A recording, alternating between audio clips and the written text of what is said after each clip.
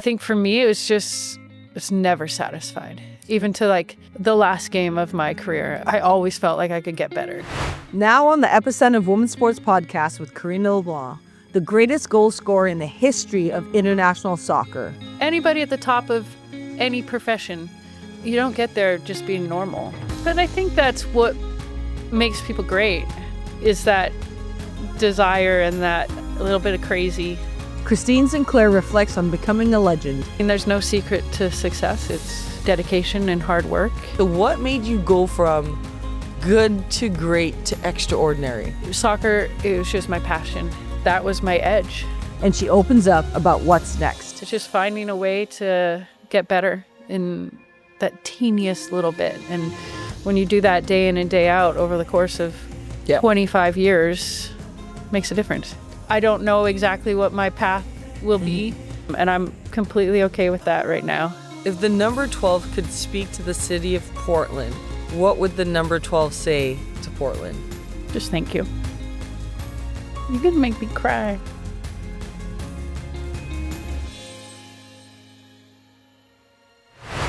We're here at Merlot Field, where this legend, Christine Sinclair, first started her journey here in Portland. This episode, I think you're really gonna laugh, maybe cry, see some vulnerability from Christine as she talks about how this city helped shape who she is today.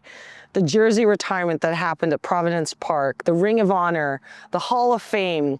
But most importantly, you're gonna see a different side of her. For me, it was so fun to talk to my teammate that I'd played with for 16 years, but most importantly, see the woman that she's becoming today. It's awesome, it's personal. Tune in, I think you're gonna enjoy it. All right, so Sync. Hi, Karina. Hi.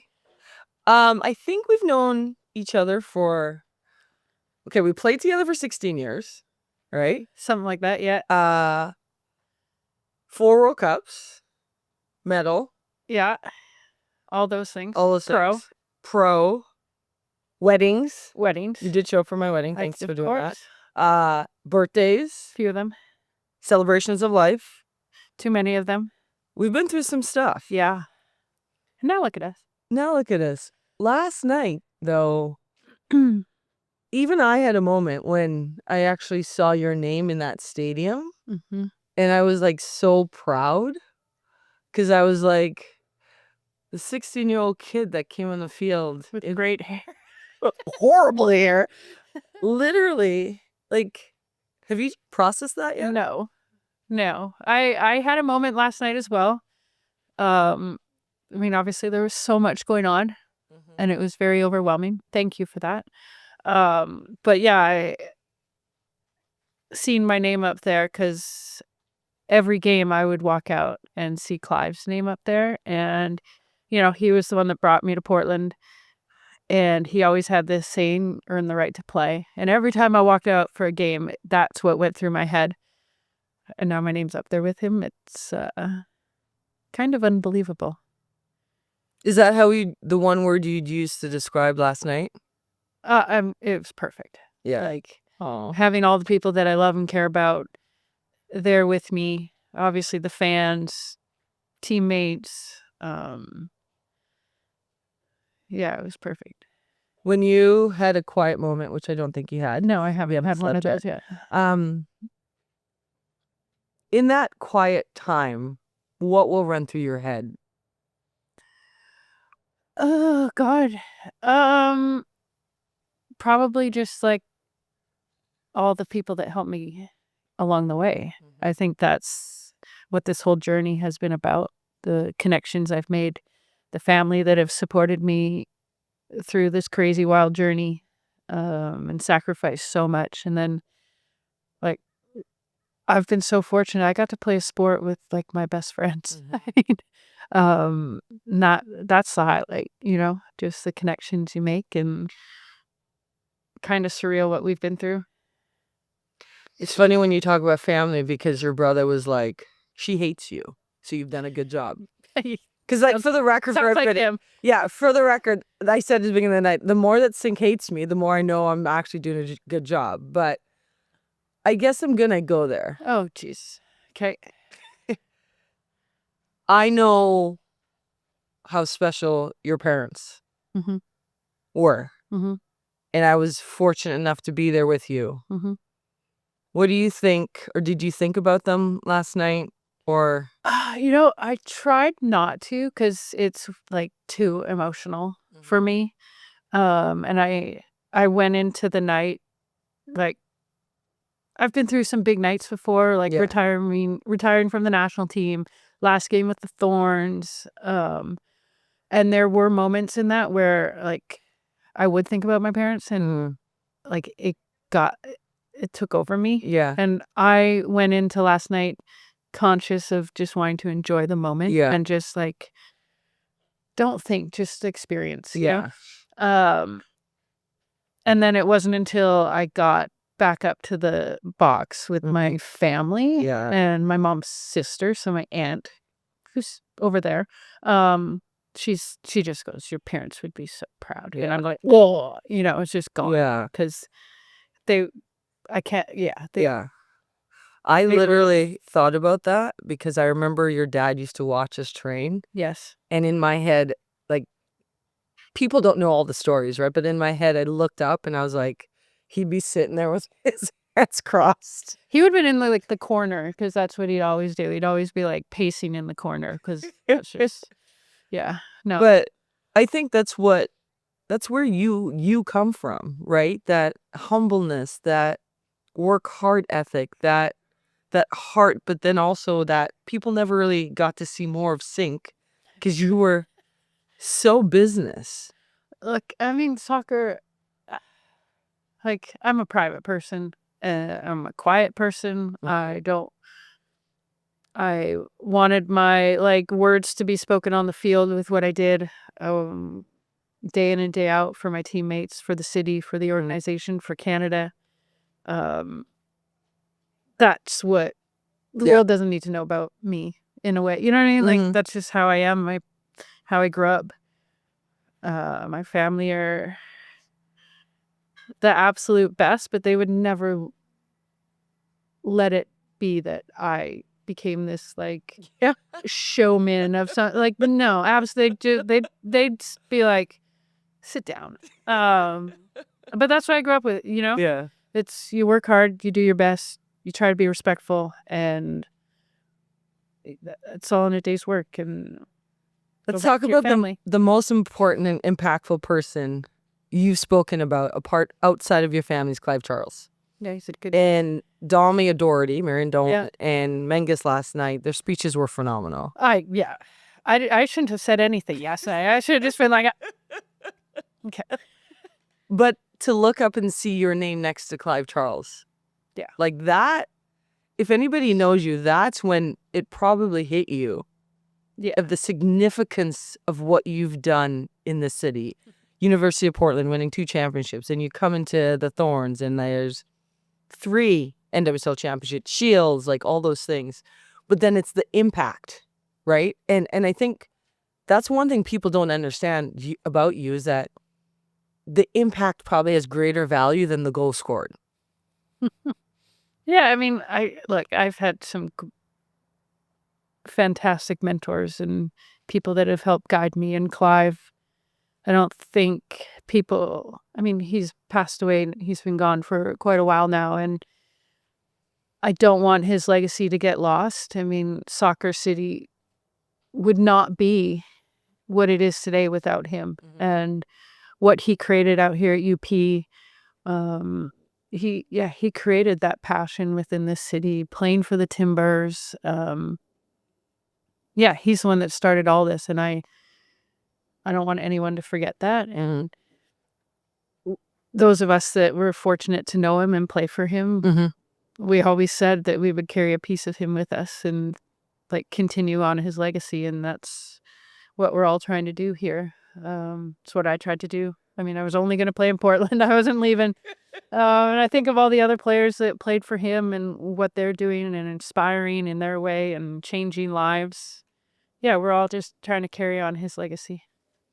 Yesterday you said home. This is home. Yeah.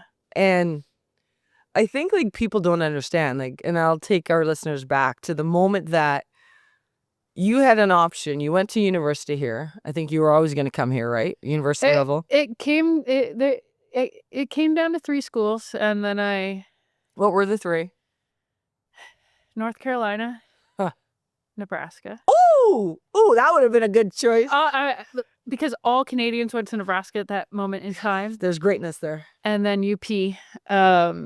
And then obviously I'd been here before, like my uncle lives down here, and I came down as like an unofficial visit just to watch a game and just check out the university with my family. And the next day I called Clive up and said, I want to come here. And he said, can you talk to me later? Because we're having dinner. The boundaries. Thanks. Got it. See? Don't call at 6:30 at night. Got it. We would have taken the call at Nebraska. But then everything you've done here, you've lived here, you have a home here, you know, this is part of your DNA. But describe why Portland is home to you. I mean, obviously, being from Vancouver, that's my hometown. Like, I'm so proud. Like, proud to have got a place up there now, too. But what this city has meant to me, what, like, the city has been kind enough to give me. Like, I feel like we've fought for each other throughout the course of this, and just the support. And this is the city I grew up in. You know, I came to Portland as this shy, awkward teenager.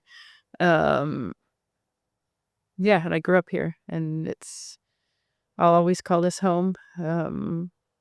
There's no city like it. You know, it's got its good and bad, but there's no city like it, and it's only going to get better as, you know, things are happening here. It's a great time to be in Portland. Shy, awkward teenager who still had a bad haircut. Not quite so bad when I came to college. What have you learned since we're here at Merlo Park? Like, think of the person that was here and who you are today. What have you learned? Absolutely everything. I thought you were going to say absolutely not. No, I mean, what have I learned? That's impossible to answer. I mean, Well, you know my conversations. You know how we go deep. Let's go. wow. Let's take a journey. What have I learned? I think God,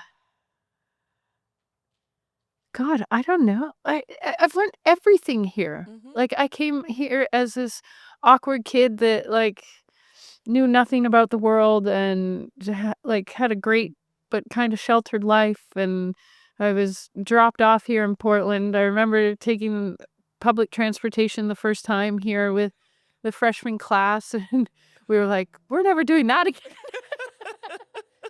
No, I learned about life here. Yeah. You know, the good, the bad, and everything in between, and how to navigate that, and within that, how to be yourself truly and proudly, and represent what you want to represent, and just work hard. So I'm going to peel deeper because our listeners at home are obviously wondering, what can I take away from Christine Sinclair, who's accomplished so much? And you say navigate through life, like the tough parts. And let's just stick on the field for a second. Like, how do you navigate through this idea? Did you always want to be who you became? No, because especially like as I was younger, it was what I became wasn't a dream or like possible, because I mean, people know this, but like I was gonna play in the big leagues. I was gonna be a baseball player because, you know, that's what I thought. That's what you turned on the television and saw, and or hockey, but I can't skate, so Yeah. I was never gonna be a hockey player. Neither can I. We're not connected. But then there were definitely, as time went on, there were moments like the 99 World Cup. I mean, that changed my life. And I was fortunate to come down to Portland and friggin' sit in, I think it was PG Park at the time, and watch some of those World Cup games. And that changed my life. Like, I sat there. It's actually like where the Riveters sit now. And it was the first time I'd seen women play on that stage, and with, you know, 30,000 fans, and that's the moment where I was like, I'm playing in the next one.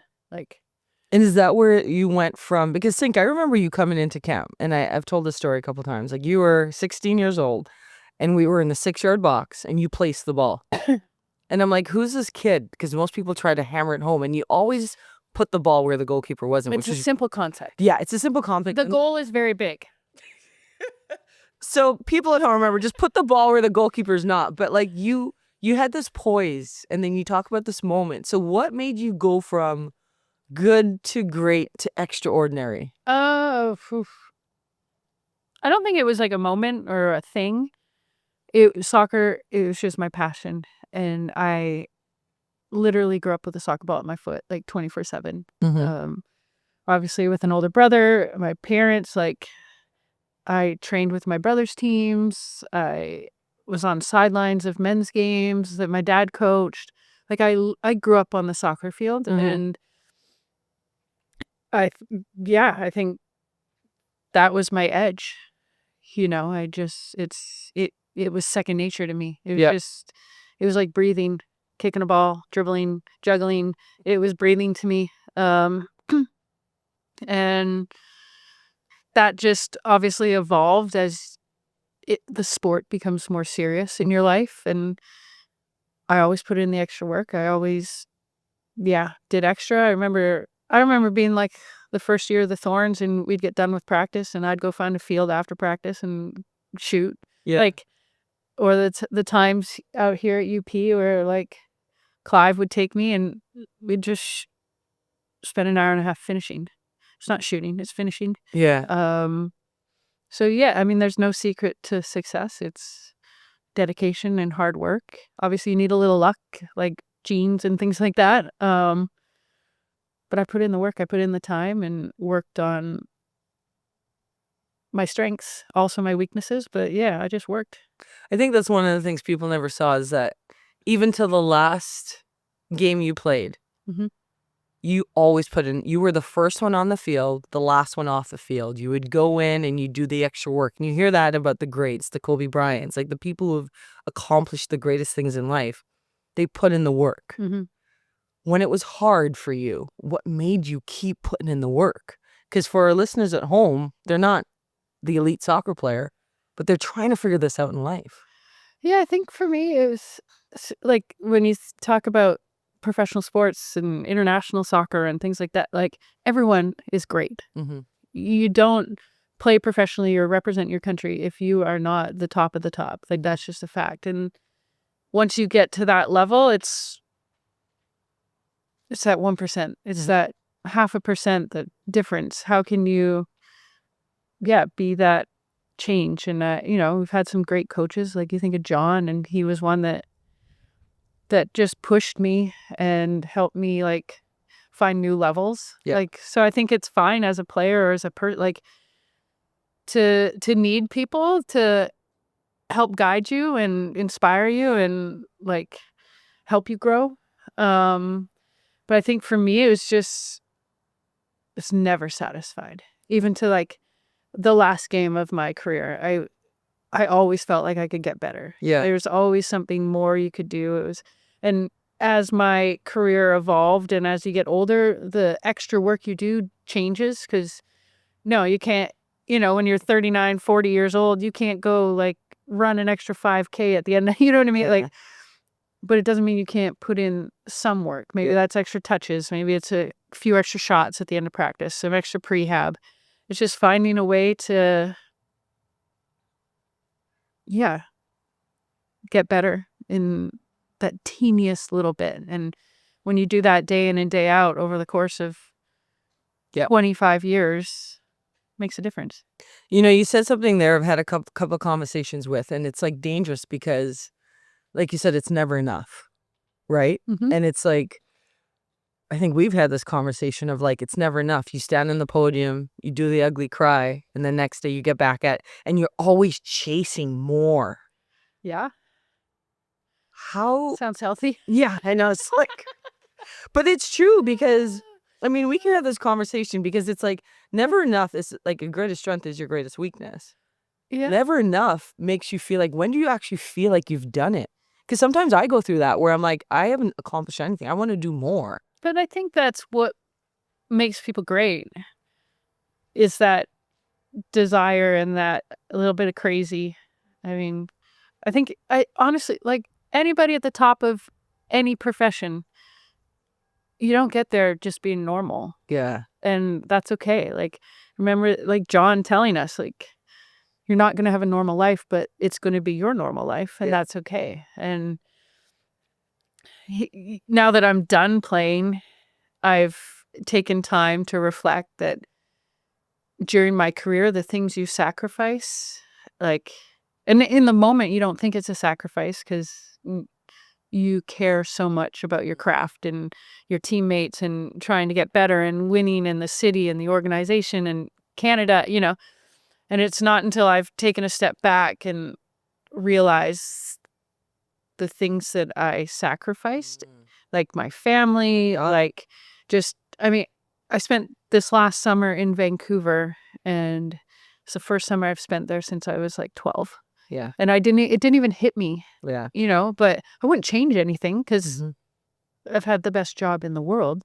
But yeah, there are sacrifices, and there comes a point, and in professional athletes, sometimes it happens when you're younger, sometimes it happens when you're 40, that you're like, I'm done. Like I've done everything I can, and I need to focus on some other things in my life. Yeah. And I don't know how long that will last because I'd still have the crazy in me, but right now I've changed my focus to spending time with my family and just taking a breath.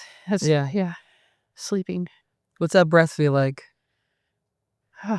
Peaceful. I mean, like, you know, like work so hard, and it's a grind. It's the best grind, but every day you wake up and it's whether you want to or not, you got practice, you have meetings, you have travel, you know what I mean? Like, and there's no choice in the matter. And that's a fact, like it's a job. But yeah, to these past few months to be able to like just take a breath and slow down a little bit, it's been very peaceful. You know, we talk about women's sports, and you're fortunate, and you earn that where you can take a breath when you retire, right? And now you're doing things of impact again, right? You're in campaigns that are saving batteries. Saving the planet, Karina. But you're finding that crazy, and I love what you said is like you're gonna find your new crazy, because I feel like that's what I found my new crazy. But when you look at success now, how do you measure it? I mean, because obviously playing success was easy. You win or you lost. Yeah. Which shouldn't define success. You know what I mean? Like, but right now my success is, am I happy? Like, at the end of the day, am I content with what I did? Like, did I fill me up today? That's my short-term success right now. I hope that's long-term too, because that should be a priority for people. But yeah, I've given myself a year to just relax a bit And be happy. And do what I want to do, and it's been incredible. And like you said, I'm fortunate. Yeah. You know, not many female athletes have the opportunity to do that, and just, you know, they retire and they're forced into another job right away, and hopefully those times are changing. You know, I think like it's part of my DNA that I want it to change, right? And absolutely. And I think we connect on this because one of the things I remember standing on the podium, seeing the flag rise, was for me, I realized that I thought that was my purpose, but that was my platform to my purpose. Now you have a platform to a whole new purpose, and you're going to go on this journey, right? And you have family with you. But we have to change this conversation of what women athletes can do. Women athletes can be owners. They can be investors into companies and franchises. They can be so much more. Yeah. What excites you? Because I look at you now, and it's amazing to have these conversations. Because for the note, folks, Christine Sinclair never responds to text message, and you're like, I do occasionally. Yeah. I remember when I was a GM, I'm like, you have to respond to my text message now. I do. Okay. There has to be a key word in there. It's like, okay, this is urgent. Okay, I'm going to write that down, urgent. But like, I sit here with you and I love how much you've grown because like for you to say joy, family, happiness. But I feel like John had said to us, remember when he came in we went dead last in 2011. Oh, I remember that. Yeah. Yeah. And then we won the Olympic medal Mhm. in Canada and helped make history. But he brought us in and there was 4 of us and he said, do you think you're leaders? And I'd been, I mean, for the 13 years on the national Yeah. team, you're the captain's band. We're like, leaders. Of course we're leaders. Of course. Yes. And then this short man says, this is a leaderless team. Oh, that hurt. That cut deep. I was like, who are you, Shorty? The amount of coaches that have like, said, this is a leaderless team. Like, well, you're the coach. But he took us on a journey and he helped us figure out our lanes. And he was like, nail it. Yeah. Right? And we were different. We are very different. We are very different. And I remember he was like, I knew my lane was to like bring the energy and the spirit. And your lane was to deliver and like carry basically the nation and as you did with this club on your back. But like we knew our lane and we nailed it. Mm-hmm.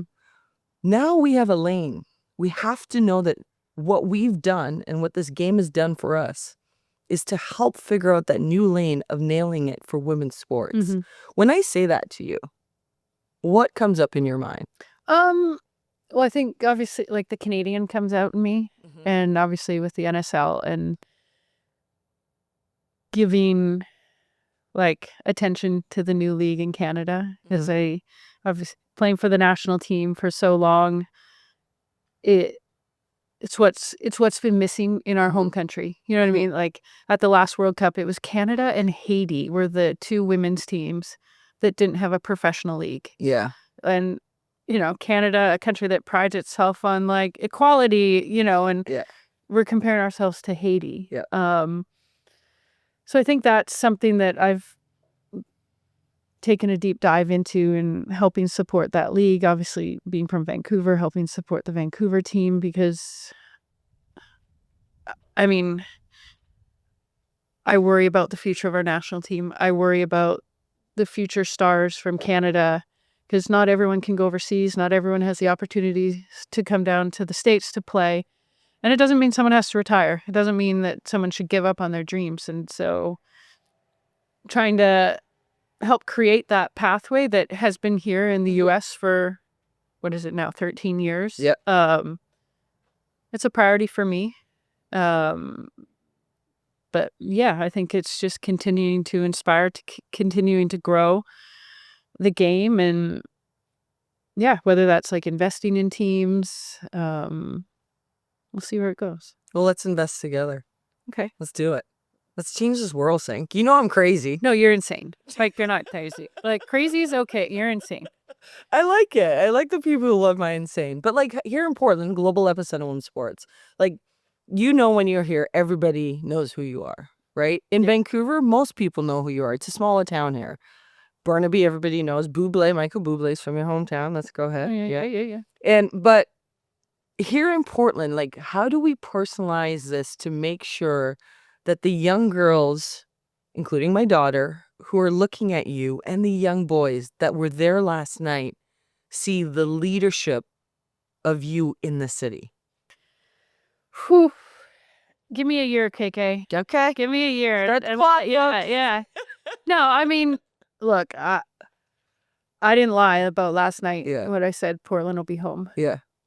And I care too much about the city. I care too much about the people here and the club to be done. Yeah. I've had Rob Gale. I've had you. You know, I've had players be like, when are you coming back? Look, I'm not done here. Yeah. I don't know exactly what my path will be. And I'm completely okay with that right now.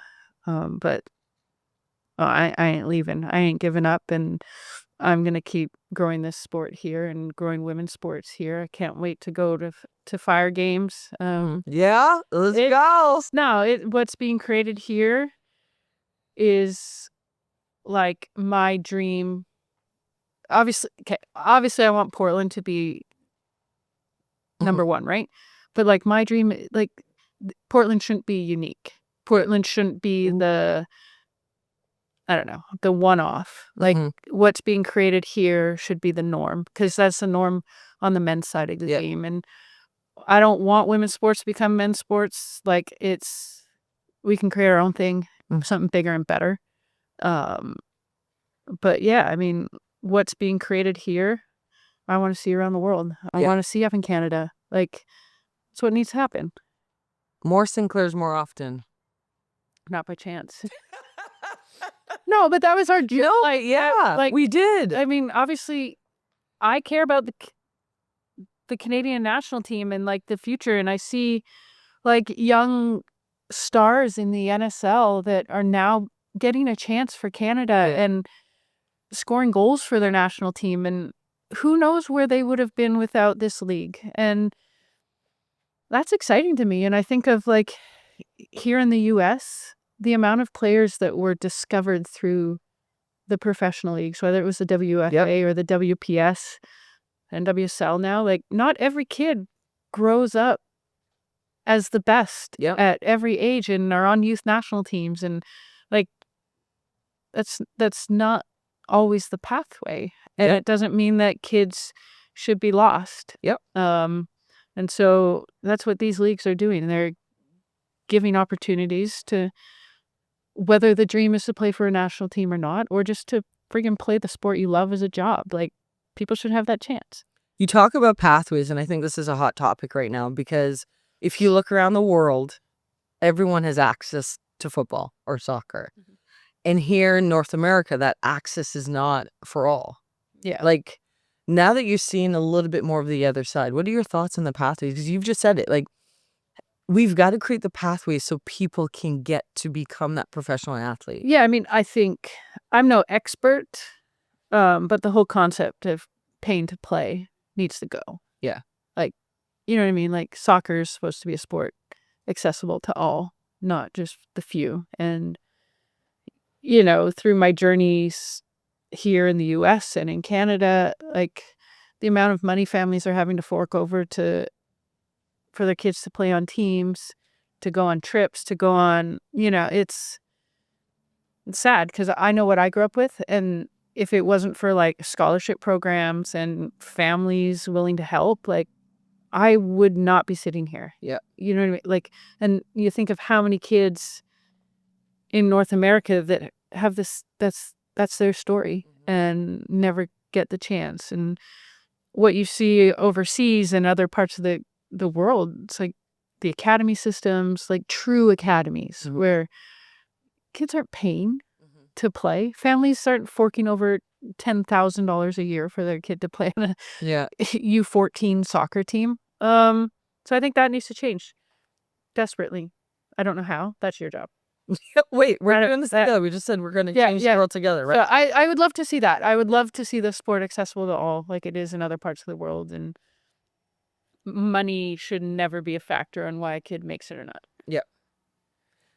Okay, let's go into some fun rapid fire, and then we'll get into the bigger things. Okay, rapid fire. My favorite. If Charlie could narrate your career, Charlie's my dog. What would Charlie say is your superpower? Cooking chicken.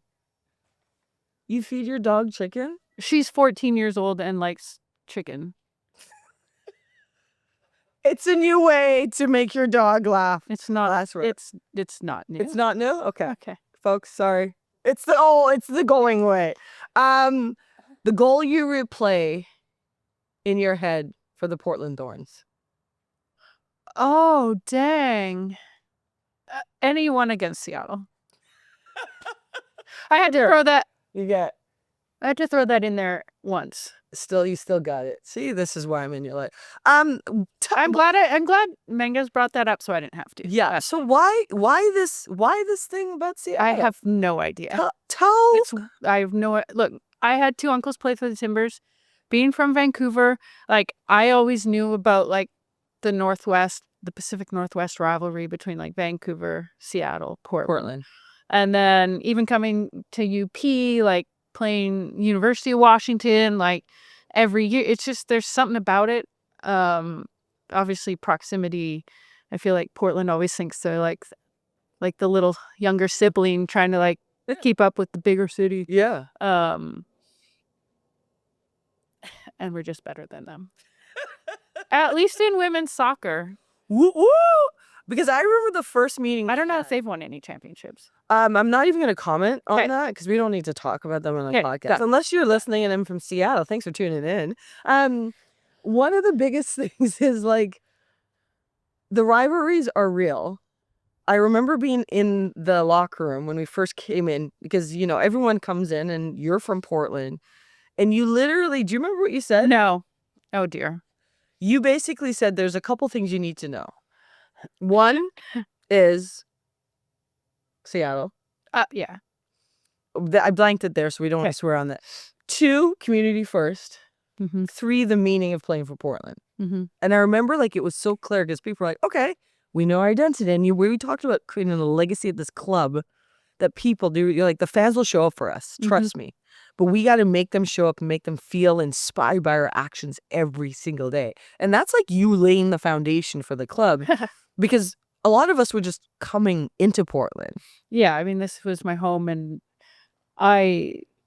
here at UP, I'd experienced what the fans can do and what they're possible of, and how this city can rally behind teams. And, you know, obviously, pretty much growing up going to Timbers games, you can feel the passion in that stadium. And, you know, from day one, I knew the fans would come out and support the Thorns, but it has to mean more than just a soccer game. And Portland is, like you said, it's a smaller city. It's about community. It's about giving back. It's about helping your neighbor.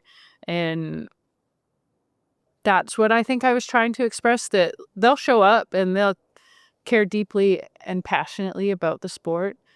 But if you can truly form a bond with this city, like, it will be unstoppable. And I think that's kind of what the lightning we've caught here in Portland, that the fans, they're the heartbeat of this club. And it's, I mean, you remember day one walking out there and it's just, there's no better feeling than a packed Providence Park, cheering, supporting. And whether that's you're winning 4-0 or those odd games where you're losing 4-0 and they're still chanting to the very end. I mean, they experience every kick of the ball with you. And it doesn't happen anywhere else. Nowhere else. And I have goosebumps because I do remember walking out on that first game day because we were like right next to each other and we'd played some special games and I was like, holy shit. Yeah, for warm-up it was packed. I was like, they're here really early. Did we miss the kickoff time? And they still show up that way, right? Like even last night when we were walking, we walked by the Riveters. Yeah. And the minute they saw you, they just stood up, right? And clapping. And then they came down and gave you hugs. Like that stuff, this is 13 years later. Yep. Right? Yep. And they still feel that passion for this club and for you. I mean, but we've created that, we've created that bond, where you think of all the community service we do, giving back. And this is the type of city where if I see any of them, like, I'll buy them a drink. Yeah. You know what I mean? Like this, it's just what this city is about. And they've supported me personally. They've supported this club and the players and the organization through good and bad. And I hope as players we have given back to them. I hope that we've given them joy and like some excitement and like moments to feel proud of the city. And it's just a connection that's created here. Yeah. Okay, back to quick questions. That was a long one. But like rivalries. Okay, so your favorite, there's the Seattle Portland, then there's Canada USA, right? And we are sitting in the United States of America right now, so we will be like, yay! So, favorite goal.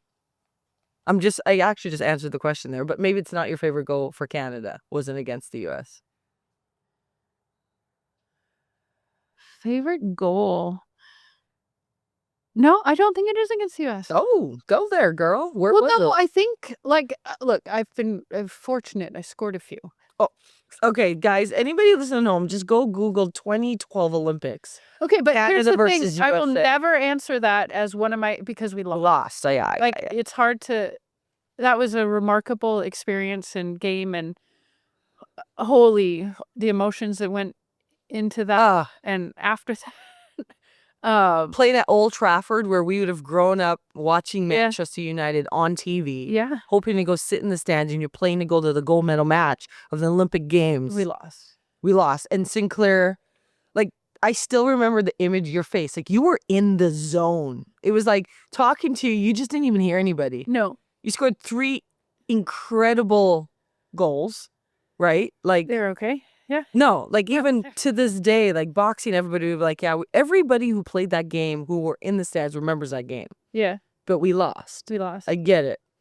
And then your leadership in that moment, some people don't know or know, you're not the speaker, No. but we were bawling in the dressing room again at Old Trafford. The visitors' dressing room. Because why? We were the home team, but the Americans took the home locker room.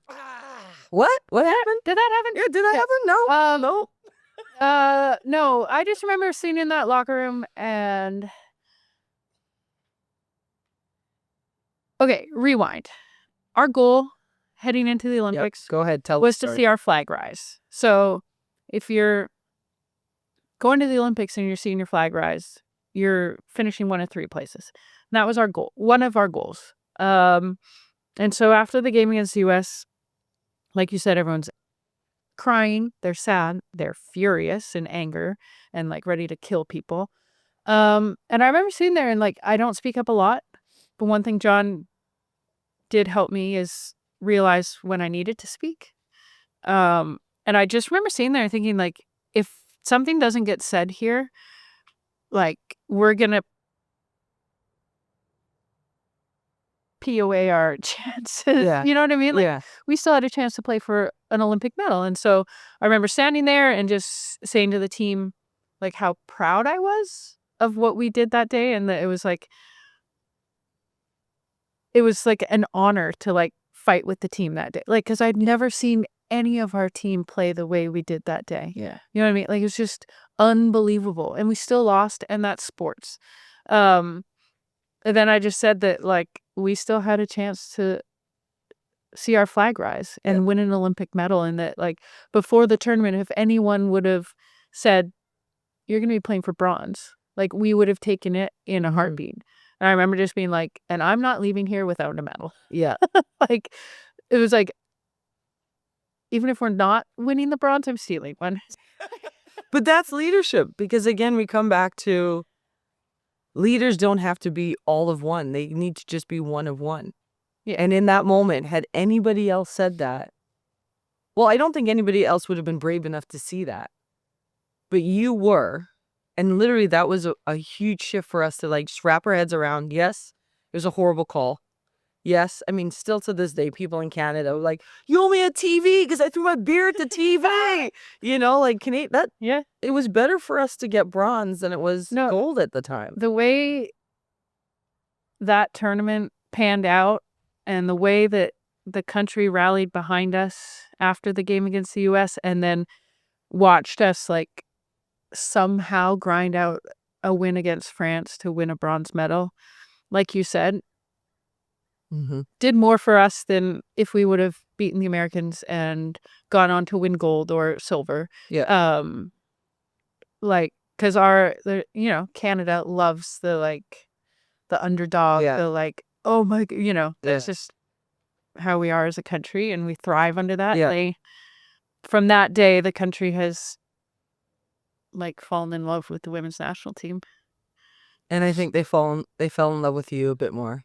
So go back to your favorite goal, because we'll just really get it rapid fire. I don't know. I'm just going to throw out one. The goal to win bronze in Rio against Brazil. Yeah. And to like really make their crowd be Quiet. Yeah. Okay. She loves shutting people up. What do you do for exercise these days? I still have a little crazy in me. Okay. I do a lot of running, Okay. go to the gym. I have not touched a soccer ball. Oh. My feet do not want to go in soccer boots. Yeah. So They feel tight and then they hurt the bottom of your feet now. it's not necessary at this point. It's actually called getting older. Okay. Um, I like massages. Is that exercise? would you rather swap lives of a goalkeeper for a day or a referee for a day? I love this question. Goalkeeper. Oh, why, Sinky? I just can't with refs. Okay, but it's more so the greatness of the goalkeeper. No, and absolutely none of that. But I just know how I treated referees, and I'm so sorry.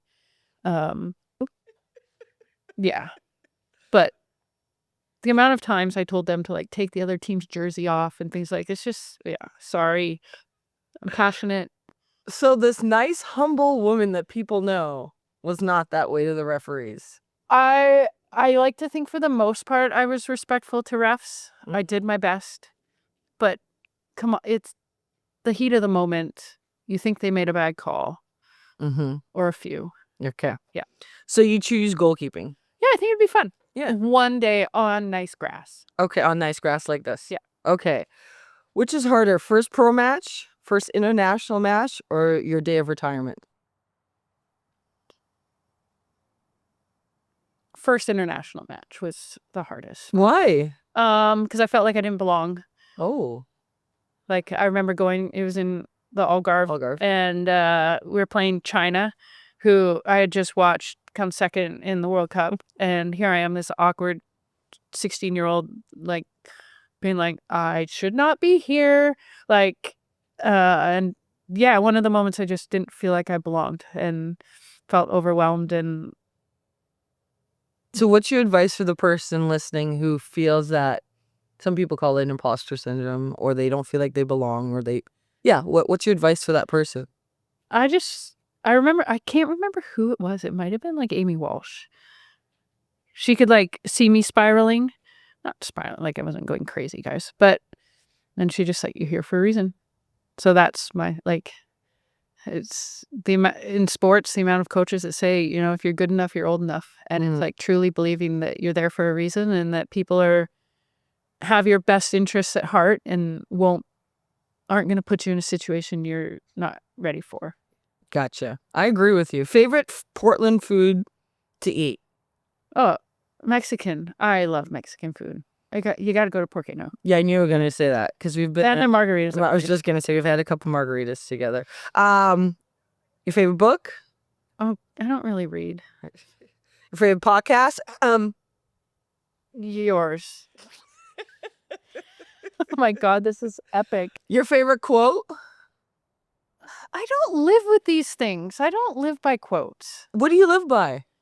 Like just inner drive and like just, yeah, I've never been one to need external motivation. Like that's never been what gets me going. And I've talked about like coaches that make inspirational videos for you to watch, like in the meeting before the game. And I'm always like, if we are having to sit here and be inspired right now, like we've already lost this game. Like that motivation needs to be day in and day out, like on the training field and like what you do at home. And like if you need some sappy video of highlights or something 3 hours before kickoff, I'm concerned. And that's why she's Christine Sinclair, right? Like, exactly. Favorite Portland spot?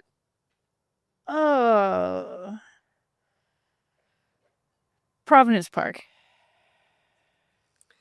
What defines home now? Home is just like for me wherever I'm happy. Like it's where I'm at peace. And so I've got Portland and then I've ventured into Vancouver and it's where my family is. And yeah, home now is actually where I want it to be. Like there's no uncertainty. You know, I played pro in California, I had played in New York, and now I get to choose where I want to be, you know, and I've been fortunate to do that for a while now, but You know what's Peace. crazy, Sink? Again, I just said at the top, I've known you for like 17 years, and I feel like the most beautiful part about where you are right now is I know you're rediscovering yourself, but I'm just rediscovering you in this moment because your growth, I've watched you grow obviously as an athlete and as a person, but now I'm watching you grow as a human. Yeah, I think I'm learning how to be a human in a sense. Like, Yeah. you know, when you're a professional athlete, like it's a grind. It's your focus is your craft, and everything else kind of just, at least for me, everything else kind of got put to the side. And I'd be on a trip and be like, I got to go work out. Like, I can't go on that trip. It's just, and now to sit here and, like I said earlier, just take a breath and enjoy life and enjoy the people that I get to like take this journey with. It's pretty incredible. Your nieces, what kind of advices are you giving them other than, I know you're sarcastic to the Oh, lordy lord, those two. What advice? Like, they're shitheads. In the best possible way. I love them to death. And they don't see me as a soccer player. They don't see me as, they just see me as like this goofy auntie that like would do anything for them. And my advice for them is to just be themselves and don't listen to the people that say no, which their parents. I can already see the whole My brother, if he sees this, he's gonna lose his. Okay. your jacket last night. Yeah. We were talking about it. Why was that special? Because there's so many little things in there that talk about the jacket so people Okay, so last night I was given this jacket. It's a custom made jacket that kind of like, in a way, summarizes my career and like life in a jacket. It's got the things that mean the most to me. It's got my niece's names. It's like obviously got some Canada stuff. It's got some Thorns memories and like some things that have been said. Obviously acknowledges the championships, and there's even like a photo of some of my teammates inside. It's epic. If the number 12 could speak to the city of Portland, Oh, geez. what would the number 12 say to Portland? Just thank you. You're gonna make me cry. I haven't slept. No, I mean, the city, like I wore 12 out here. The city's given me everything. It's allowed me to chase my dreams and fulfill my dreams. Very few athletes get that opportunity, especially female athletes. Yeah. I literally got to live out my childhood dream in the city that I love. So it's just a giant thank you. Well, on behalf of the city, and I know you're getting emotional, and I think in a sense I am too, because you've made the city fall in love with women's sports in a whole different way because of your humility and how much you care. I do care very deeply. But yeah, the city, the people here, yeah, it's a special place. Like, there's no city like it. Come on. Like, it's unique, it's funky, it's perfect. This probably won't air, but what's your advice to Paris? Because she loves her anti-sync. Don't listen to your mom. No, I mean, what? Honestly, that kid, like, I can just see, like, the joy that comes from her. Like, she just oozes joy and, like, happiness, and it's infectious. And my advice to her is to not let anything or anyone dull it. That's the plan. I love you, girl. Love you. Thanks. And then my advice is when she's on the national team, she plays for Canada. I'm just saying. I mean, my right? Yeah. Okay. Sure. I mean, she thinks when we watch the Olympics, she's like, I'm going to play for Portland. I'm like, She'll get it. Eventually, she'll get it. my advice to you, because you asked for it. Yeah, what? Yes, Karina. keep being yourself. And just know that nights like last night, you earn that. But I want you to understand the magnitude of who you are in this world. Because I've been able to watch you do some great things. And I think part of your like, whatever, is you don't understand the power of Christine Sinclair. And I will do my best. I promise you that. I know you will. Love you, girl. Love you. I really enjoyed this conversation, and it's maybe because we got to play 16 years at the highest level and deal with so many different things. But now to see her so vulnerable and happy, it really is a beautiful thing. And I hope you got the sense of that. I hope you also got the sense of how her purpose now is to use her platform where she's invested in the game internationally and most importantly, locally. And that, just at the end of the day, she's just Sink. And the importance of Portland, that emotional moment, it was nice to see her be that person for all of us. So thanks for tuning in, and I appreciate you.